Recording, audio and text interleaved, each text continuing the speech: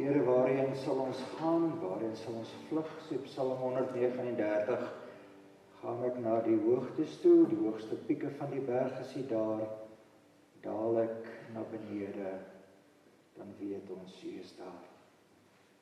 Ons kyk op na die kruis vanmôre. Amen. Dis hierdie God wat vir jou groet, genade en vrede van Jesus Christus, ons Here.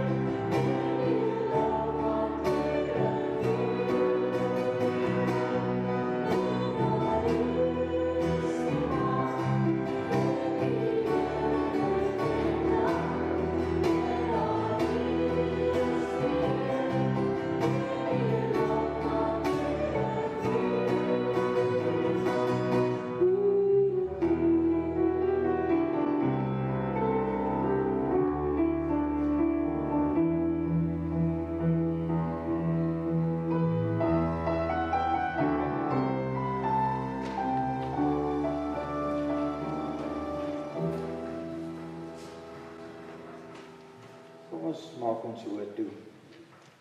As jy jou oë toemaak, dan wil ek hê jy moet konsentreer op jou asemhaling en rustig raak. En dan wil ek hê jy moet dink aan hierdie week, waarvoor wil jy dankie sê? Wat het die week alles in jou lewe gebeur wat vir jou vanmôre tot dankbaarheid stem?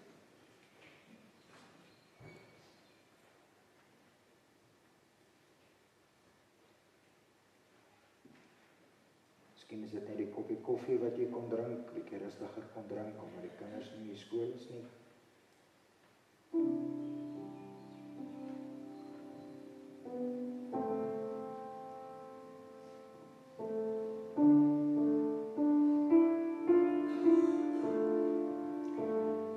Ek wil hê jy moet nou vir die Here sê wat krap jou om.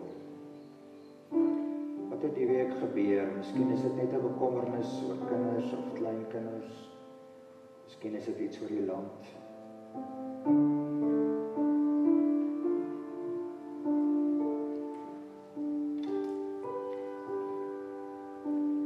Jy moet so 'n bietjie dieper daarin delf vir die goed wat jou bekommerd maak, oor jou eie lewe, jou eie gesondheid, maar ook jou eie geloof.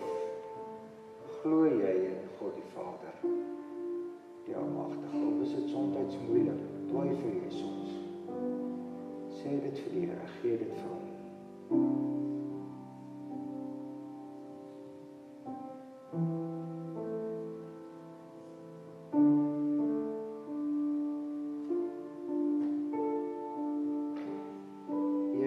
Ons dankbaarheid gehoor, maar ook ons bekommernis. Vat dit nou na Tafelberg toe. Staan bo op Tafelberg in die wind, in die suidoos of in die noordwes. En laat die wind dit vir ons wegwaai. Na die uitspansel toe, na die sterre wat ver is, miljoene jare. Want U is ons God. U is ons koning.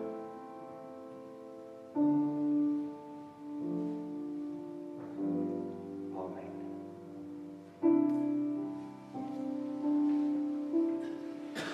Ons teks vanmôre is Psalm 9. En ek dink u het my tema hopelik gelees. My tema vanmôre is ek se dapper muis. Kyk hoe loop ek deur die huis.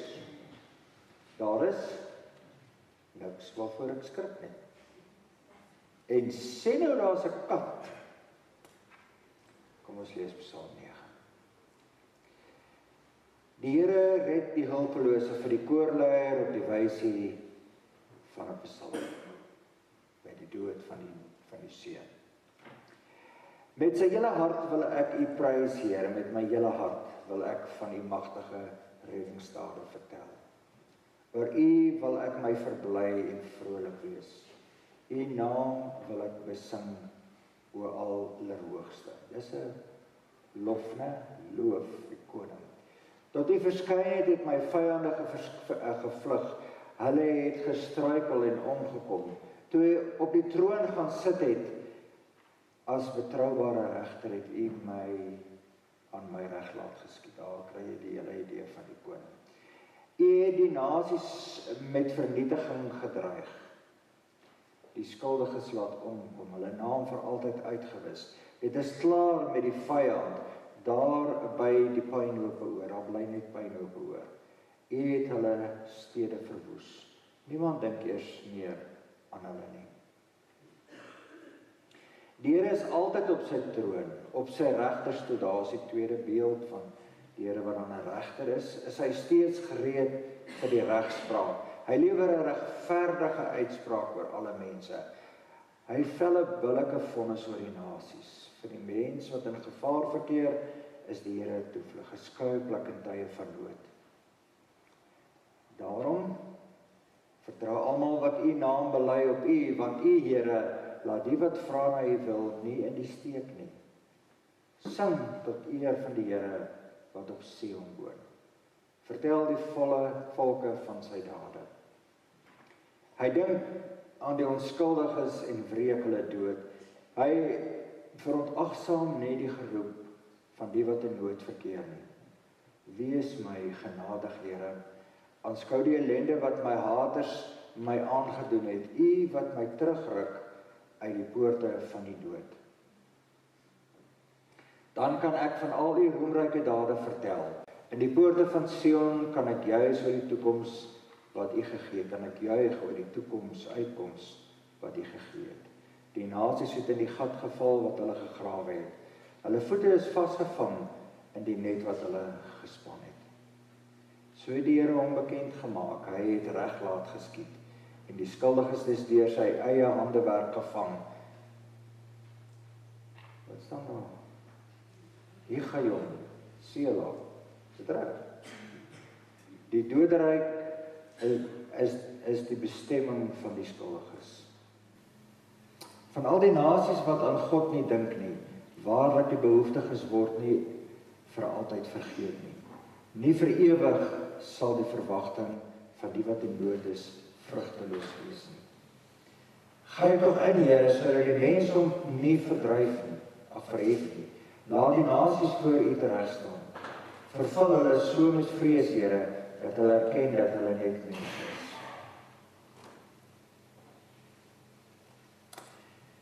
is 'n redelike lang bestaan wat eintlik maar uit 3 dele bestaan. Dat bestaan uit die koning, dat God koning is, en die tweede is dat hy regter is, en dan die derde deel is dis skryf tog in, Here, roep my versigtings, eintlik 'n stuk geloofsbelijdenis. Ek het sommer gewonder wat sou jou reaksie wees as ek vir jou sê die tema van vanmôre is ek se dapper muis. Waar het jy gedink? Wie wil sê, waar het jy gedink? Ek hoef julle die muis besoek is aanvaas. Hier is George. Daar het Goliath. Ja. Ek het al baie gewonder oor daai ou liedjie van ek se dapper muis. Kyk, dit moet dan seker redelik moeilik wees om 'n dapper muis te wees in 'n huis. So vat nou jou eie huis. Anders het jy 'n muis daar geneem. Ons het nou die aand, toe lê ons in die bed en my skoondogter is daar. En toe kom een van hierdie klein borsveldmeisies in, hierdie ou kleintjies, maar hoor, sy is omtrent bo op die bed, bo op alles, want die borsveldmeis is nou daar. Toe denk ek dink die eerste ding vir 'n muis is dat jy skrik jou boeglam. Want hierdie groot gedrogte wat hier is, jy skrik jou boeglam. Die tweede ding van 'n muis is, jy weet dat dit oppas, want iemand wil jou doodmaak. So jy kan niks vertrou nie. Dink net vir as jy nou 'n muis is, en jy gaan om jou hoek en hier's 'n muis val. Daai spanning wat in jou hart moet wees. Jy weet hierdie ding gaan op jou val, en daai kasie wat daar is, lyk dan verwagtes lekker. Ja, dis soos daai sjokolade wat daar lê. Jy weet, jy moenie, maar hy is dan so lekker daai stukkie sjokolade wat daar lê. Ek het die tema gekies na aanleiding van goed wat met my die week gebeur het, en ek gaan iets daarvan probeer deel, om ook iets van my eie stryd en my eie geloofstryd met julle te deel. Ek word uitgenooi na 'n debat, 'n gronddebat, 'n land expropriation debate. Land expropriation and ethics, en etiek. Die gespreksgenote wat daarom is nou nie, is nou nie die ouens wat jy sommer maklik sal koffie drink nie. Ons sê dit so. Een van hulle, meneer vir julle idee dat die ouer garde sal hulle nou ken, is die stigter van Azako. Wie van julle onthou nog Azako? Die lang een, wie onthou Azako? Hier kom ons so paar. Azako is 'n swart bewustzynsorganisasie wat heeltemal anders dink as wat ons wit westerse mense is. Maar ander was hy daar, maar was daar nou van die NDC van die ANC daar. En ek het gevoel dat ek al wegry. Ek is soos 'n muis raadstig. Jy weet nie wat om te verwag nie. Kijk, ons is baie beskaaf voor. Jy weet, net dit onthou. Selfs ek het my gedra. Wat nou nogal iets sê van die aand. Maar jy weet nie wat om te verwag nie. Ek wil nou nie die ander rolspelers wat daar is gekompromiteer deur te sê nie, maar dit is moeilik. Dit is 'n verskriklike moeilike gesprek. Hoekom? Omdat ons vertrekpunte is heeltemal verskillend. En ek gaan net een ding uithaal, en ek wil nie jy dink die hele preek nou aan daai een ding wat ek uithaal nie. As die preek klaar is, dan kan jy weer aan daai een ding dink. Want dit is deel van die gesprek. Ons sien, en ek gaan nou die taal gebruik wat die aand gebruik is, grond as 'n kommoditeit. Met ander woorde, ons sien grond as 'n verhandelbare item. Jy kan dit koop en verkoop, en jy het 'n akte, en jy besit dit, en dis joune, en jy gaan daar dood, en dis in jou testament. So ons sien dit as 'n verhandelbare item. Terwyl ek gaan nou hom uithaal, die professor Jakob, hy sien grond as lewe. Jy kan, en sy woorde, you can never let land be a commodity. Hoe kan jy grond besit? Hoe kan jy water besit? Hoe kan jy lug besit? So toe ek nou daai gesprek ingaan, toe voel ek soos hierdie dapper meis wat, dat was beskriklike fancy kos. Maar en nou, as ek jy weet, soos daai meis val, hierdie kos, hulle verlei my met hierdie kos, maar die klampe begin so toe klamp as ek daai kosies vat. En dieselfde week wat verby is, kry ek 'n boodskap, ek moet asseblief na iemand toe gaan wat borskanker het. Dieselfde week wat verby is, gaan maak ek 'n draai by 'n vrou wat mense in die dood verloor het, wat net heeltemal ingegee het. Dieselfde week maak ek kontak en die ouers is hierso met 'n seun wat op hierdie stadium in isolasie is, omdat hy totaal en al beenig oorplanting gekry het. Hy mag nêrens heen gaan nie, hy moet in die vertrek wees waar hy is, want as hy uitgaan en hy siek word, dan kan dit seker beteken. So hy moet heeltemal in 'n steriele omgewing wees. Nou, my lewe is nie uniek nie. Ek bedoel, alles behalwe. Ek dink as ek die goed so 'n bietjie uithaal en ek ken ons nou vir julle en ek weet waar julle werk, dan weet ek, jy het hierdie week in 'n gesprek ingestap waar jy gevoel het soos 'n meisie wat so bewe. Jy het hierdie week het jy 'n boodskap gehad, hierdie week moes jy probleme stel, hierdie week moes jy goed uitdaag, hierdie week het dit met jou goed gegaan en jy kon hartig daar op die tafel en jy kon so gly tot by die bak koekies en jy kon daai koekies indra aan die mense van die huis op die dag. So jy kon lekker eet en jy kon selfs in die yskas daar inkom en van daai melk en daai kaas daarop eet. Die Psalm help ons om iets van hierdie te verstaan. Wat die psalmdigter doen is hy sê, as ek in hierdie goed instap, of dit nou 'n siekbed is, of dit nou 'n sterwensbed is, of dit is in 'n moeilike gesprek, of dit is om my toekoms te beplan, daar's nie eintlik 'n verskil tussen my en die meis nie, behalwe dat ek en jy glo in God. En die psalmdigter sê op 2 redes sê hy hoe hy glo. Dis interessante beelde. Mense sal nou wonder hoekom gebruik hy die beeld van 'n koning en van 'n regter. Okay, ons verstaan eintlik ons nog nie wat is 'n koning nie, want ek bedoel, ja, ons ken dit uit die boekies uit wat ons vir die kinders lees en maar miskien die Engelse verstaan dalk iets meer van 'n queen en 'n king en dis verdaglik ook maar fiktiewe figure basies wat nou maar net vreeslik grand is en baie geld het. Maar eintlik doen hulle eintlik niks. Maar 'n koning in die verlede was tog 'n heerser. Was tog 'n sterk ou gewees. Is dit die rede hoekom die psalmdigter dit sê, U is my koning? Is dit omdat ek en jy vanmôre kan sê, Christus is omdat jy my koning is? Jy's my heerser? Jy's die een wat nasies verdelg, wat mense laat verwoes?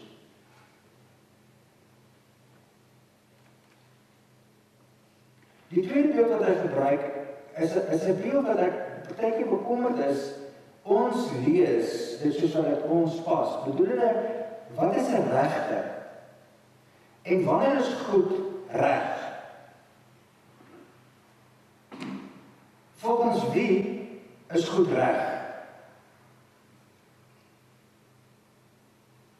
Is dit reg dat ek sê, en ek vat nou maar die voorbeeld van die grond, is dit reg dat ek sê grond is 'n kommoditeit? Of is dit reg om te sê, grond is nie 'n kommoditeit nie, grond is iets wat aan alle mense behoort. Jy kan nie daarsonder nie. Alle mense behoort aan grond. Grond behoort aan alle mense. Is dit reg om te besluit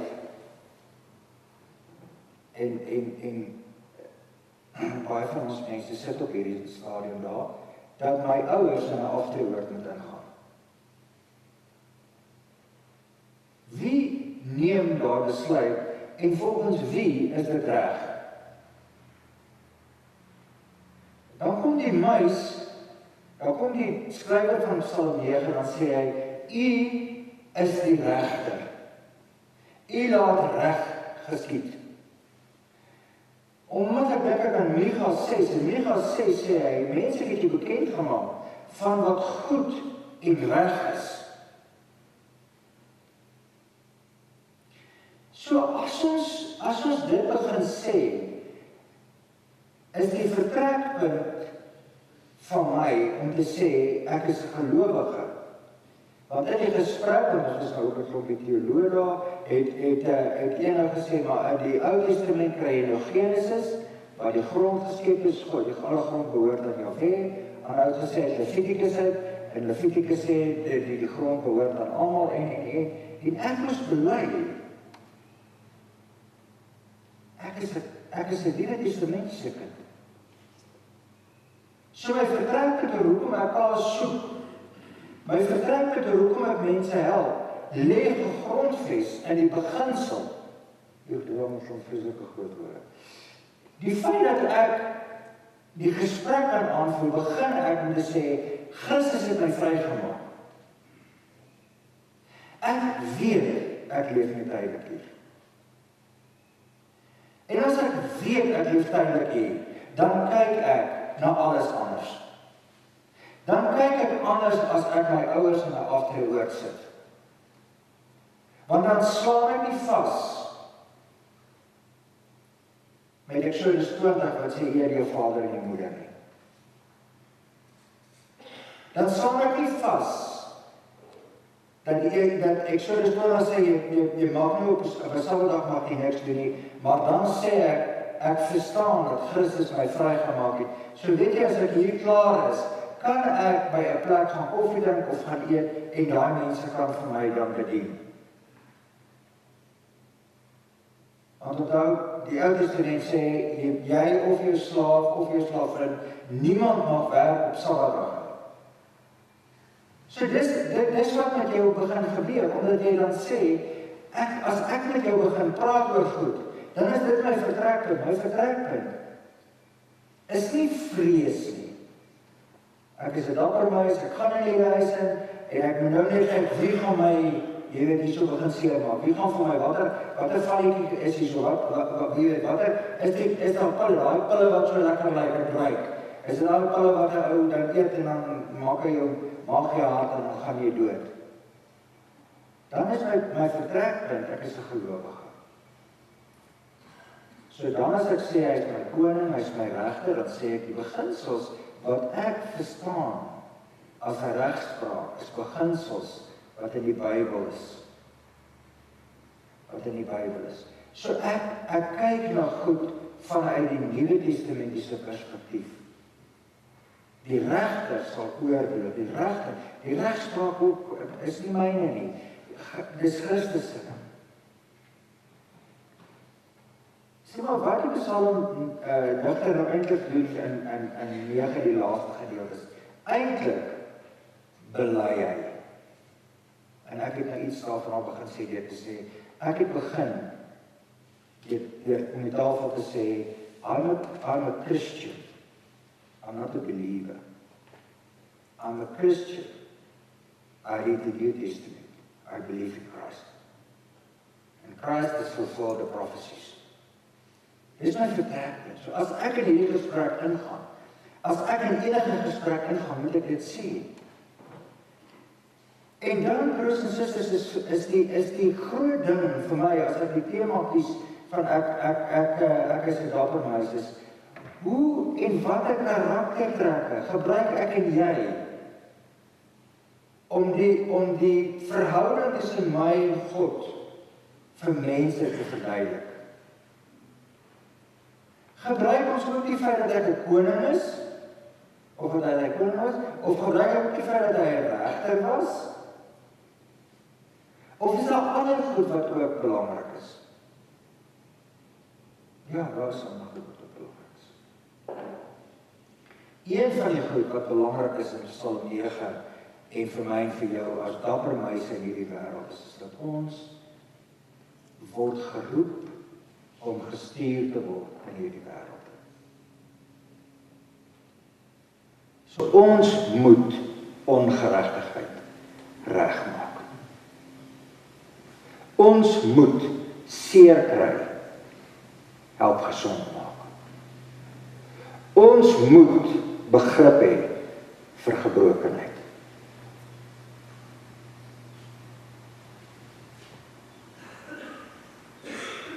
Dis wie ons is, dis hoe Christus ons hiernatoe stuur. Ons moet vir mense vertel van wie is God en wie is Christus in ons lewe, in my en jou lewe. As ons nie dit doen nie, wie gaan dit doen? Wie gaan dit doen? So jou geloofsbelijdenis in al hierdie goed, van iemand wat depressie het, iemand wat hospitaal toe gaan, iemand wat sy uitslae gekry het, iemand wat goeie sportresultate gekry het, iemand wat in isolasie lê, iemand wat in 'n moeilike vergaderings ingaan rondom besigheid en besigheidstransaksies. Jy word daar toe gestuur. Die tweede wat ek glo met my hele hart is, dat wanneer jy gestuur word, dan staan verhoudings jou eerste in die agenda. So jy gaan nie daar in boende en al die kaas vir jouself vat nie. Jy gaan daai kaas vat en jy gaan met moeite dit op jou rug sit en jou bene gaan knak want die kaas is te swaar, maar jy gaan dit terugvat na jou gat toe waar jou familie is en waar die mense is wat nie kan kos kry nie. Want die verhouding is belangrik. Die mense met wie jy werk is belangrik.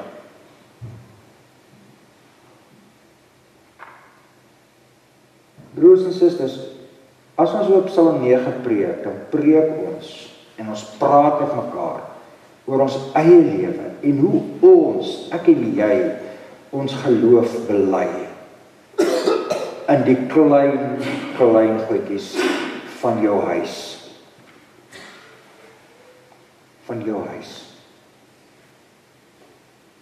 Die manier hoe jy praat, die manier hoe jy jou vrou hanteer, die manier, dit is nie net die groot goed wat iewers is, en hierdie goed is wat, ja, ons het nou hierdie vreeslike gesprekke en goed, verhoudings is sentraal waar ek leef. Waar ek leef met my mense.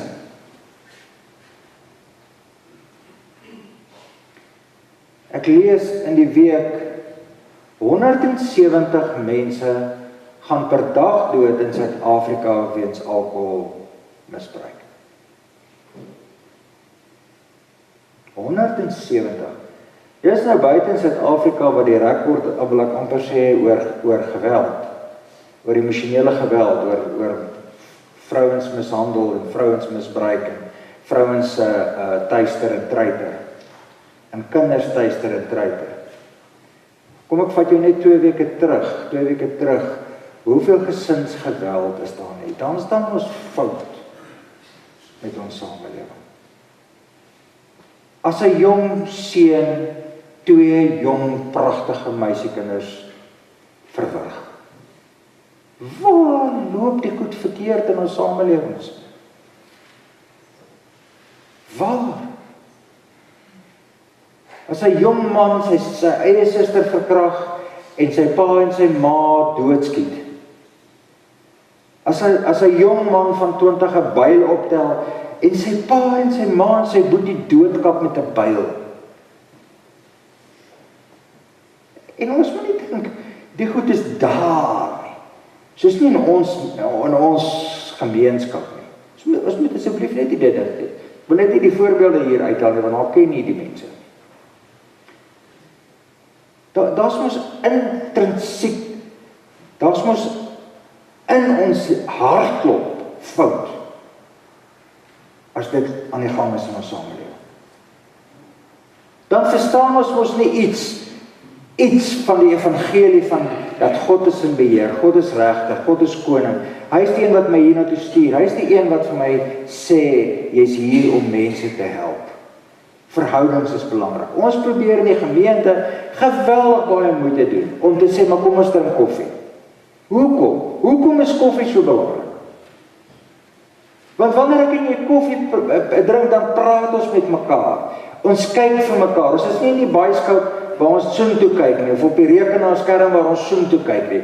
Ons praat met mekaar, ons kyk mekaar in die oë. Ek nooi jou in, en ek sê, kom sit jy by my, jy sit jou voete onder my tafel in. Jy sit langs my, en ek kan saam met jou gesels. Dis hoekom koffie so belangrik is. Het gaan nie oor die, wat ook al van koffie nie. Dit gaan oor die verhoudings wat daarmee saamgaan, die gasvryheid, die welcoming of the stranger, die vriendelike vreemdeling, wat jy verwelkom, die ou wat jy nog nooit geken het, vir wie jy gesê het, weet jy, kom ek en jy drink gou 'n koppie koffie saam. Dis waaroor dit gaan. Dis waaroor koffie so belangrik is vir ons as gemeente. Die tweede ding wat ons gebruik, en wat ons vir mekaar dalk te min sê, dit sluit aan by die geloofsbelijdenis, van die einde van Psalm 9, wat hy sê, hoe kan ek jou help? Dis nie F&B wat dit uitgedink het nie. Hoor mooi, dis 'n Bybelse term. Dis Christus wat eers gesê het, hoe help ek my mense? Joop, jy is blind, hoe help ek jou? Jy kan nie hoor nie, hoe help ek jou? Jy is verlam, hoe help ek jou? Jy is melaats, die mense stoot jou uit, hoe help ek jou? Dis gelowige, dis 'n gelowige slogan. Dis nie F&B slogan nie. Dis 'n gelowige. Hoe kan ons as 'n gemeente en die gemeenskap 'n verskil maak? En ek wil nie eers weer teruggaan na die gemeenskap toe nie. Ek wil teruggaan na jou huis toe.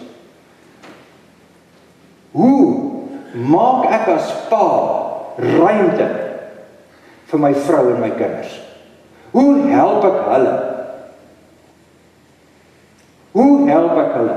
En dan moet ons wegkom, broers en susters, ons moet wegkom van hierdie ou tradisionele rolle wat ons het, en hierdie ou tradisionele goed wat ons het. Dat vrouens mag nie die finansies van die huis hanteer nie, want hulle weet niks.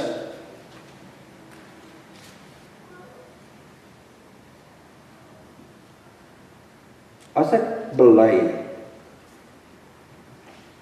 dat ek 'n dapper meisie kan wees, mag wees, dan bely ek, want Christus is die een wat my stuur uit my gat uit. Christus is die een wat my stuur uit my huis uit. Christus is die een wat my stuur om in die wêreld van boosheid, van katte en van mense in te gaan, en in daardie gesprekke in te gaan, en daar besluite te kan neem. As ek 'n dapper meisie is, dan bely ek dat Christus my help om na ander meise te kyk. Beginnende met my eie familie, my eie man, my eie vrou, my kinders, die mense wat vir my werk. En dan het ek iets gesê, as ek 'n dapper meisie is, dan stuur Christus my in hierdie wêreld in. Want so lief het God die wêreld gehad. Ek kan nie sê, ek hou nie van jou, en daarom trek ek nie. Ek mag nie sê, jy het my seer gemaak, so ek wil niks met jou te doen nie.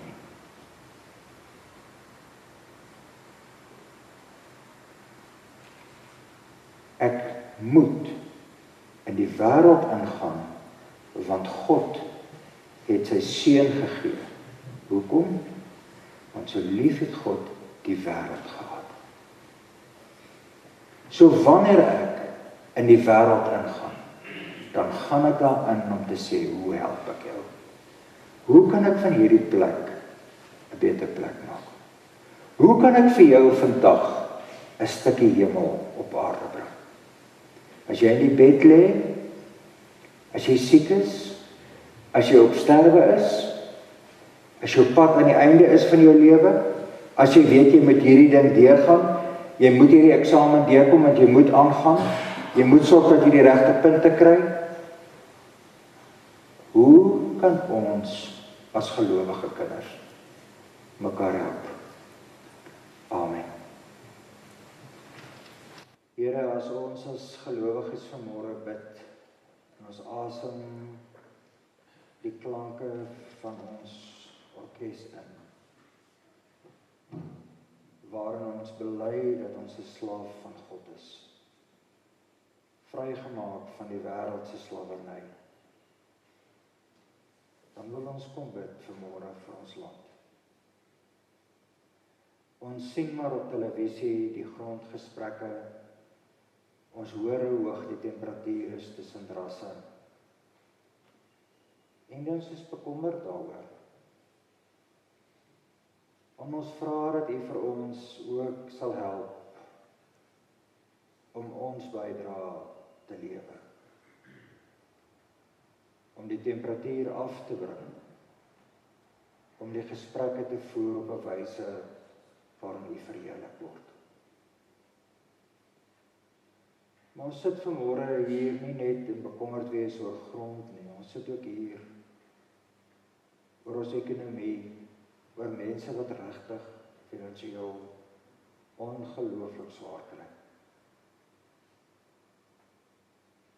Ons sit oor mense wat in ons families, wat in ons gemeenskap is, wat seer het.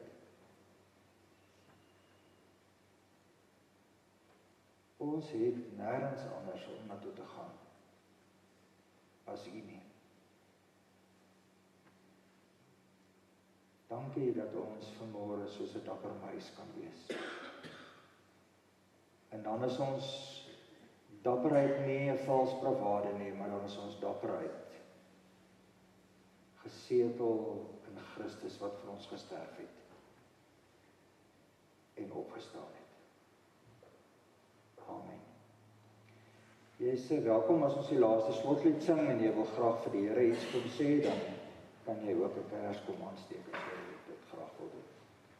Kom ons staan.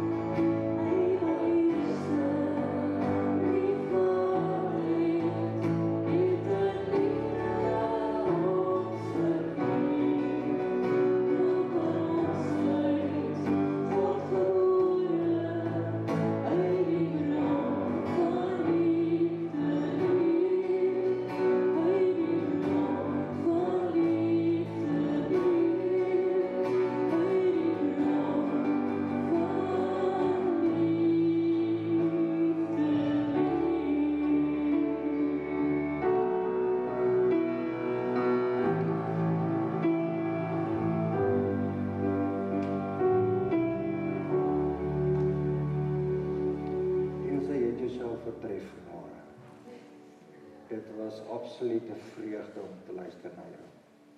Ontvang die seën van die Here. Mag die genade van ons Here Jesus Christus, en die liefde van God en die gemeenskap van die Heilige Gees by en met jou bly.